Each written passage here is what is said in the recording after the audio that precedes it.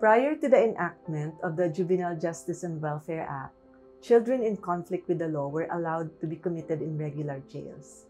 This practice affected many children, and it also had a negative impact on the safety of our society. So the government decided to establish the Bahay Pag-asa facilities for children in conflict with the law, where they can be assisted by a team of professionals, help them with their behavior so they can become rehabilitated and be prepared to reintegrate and become useful member of the society.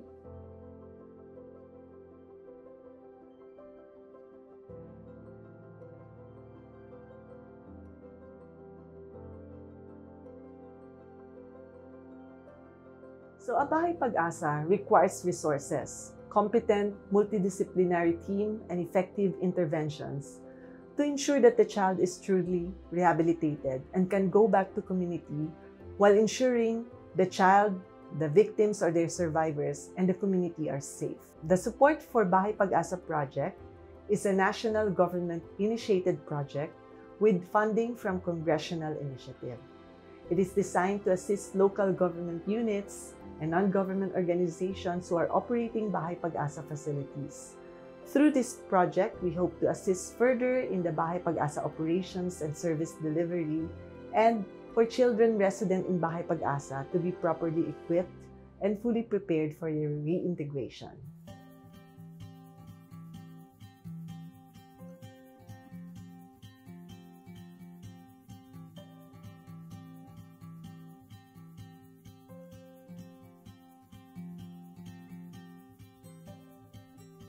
Toiletries and mga bed foams. Nagbigay sila ng farming tools, mga pala, piko, rake, at saka yung sprayer na magagamit natin sa farming project ng mga bata.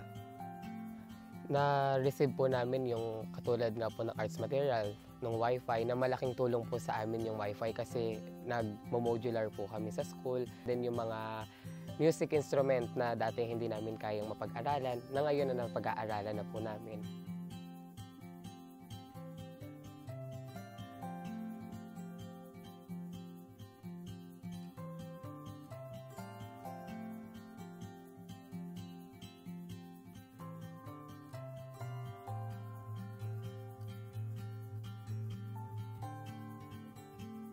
Naka-receive kami ng support to this Bahay Pag-asa project. It's like lalong napaunlad yung programa na naibibigay namin sa mga bata dahil sa mga tulong na na-receive namin. Mga trainings, yung training on rehabilitation model for Bahay Pag-asa centers, and of course yung life skills training po. Yung trainings po, nagbigay daan din po para makabuild kami ng networking sa other ng mga agencies at mga Bahay Pag-asas, at para po unangin opportunity na rin po para makipag-share kami sa bawat isa kung paano yung mga best practices at mga other activities and programs na pwede nang ma-apply namin dito sa center po. May iba't ibang mga topics na naituro sa ating mga children and youth residents. Decision making, problem solving skills, goal setting, spirituality and values.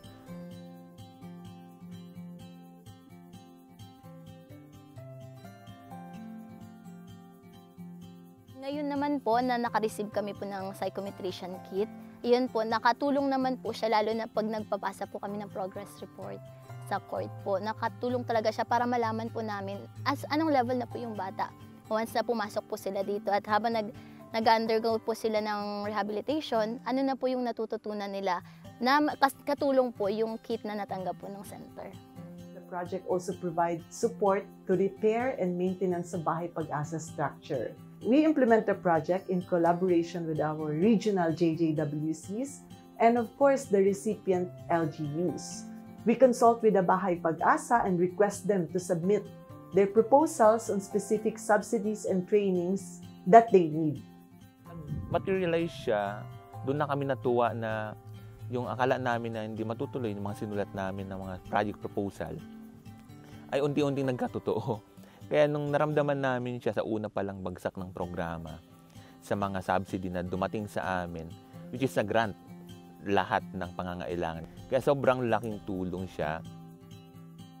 With the subsidies we provided, these Bahay Pag-asas have started making their livelihood skills training more regular and more responsive to the interests and needs of children and in place therapeutic activities. We have also enabled Bahay Pag-asa staff to further improve the development of their intervention planning and program implementation with a training on integrated rehabilitation model and training on gender and development.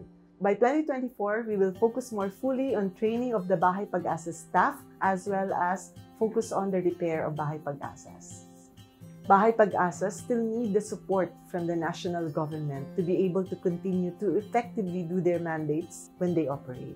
It is with hope that we can make the support to Bahay Pag-asa project a regular part of national government's yearly technical assistance and resource augmentation to the local government units and non-government organizations. Sobrang laking tulong siya.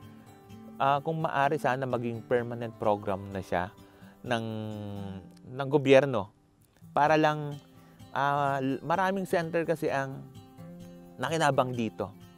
Lalo na yung training sa mga staff and residents kasi yung trainings na naibibigay, naka-align siya talaga sa Republic Act 9344. Sa pangarap namin na maging almost complete sa lahat ng aspeto para yung mga CICL at mga children at risk natin ay talagang magabayan para sa pagbabagong buhay. We also hope that through this project, children will better appreciate the efforts of the government in promoting, protecting, and respecting their rights. Salamat! Salamat! Salamat! Support to Bahay!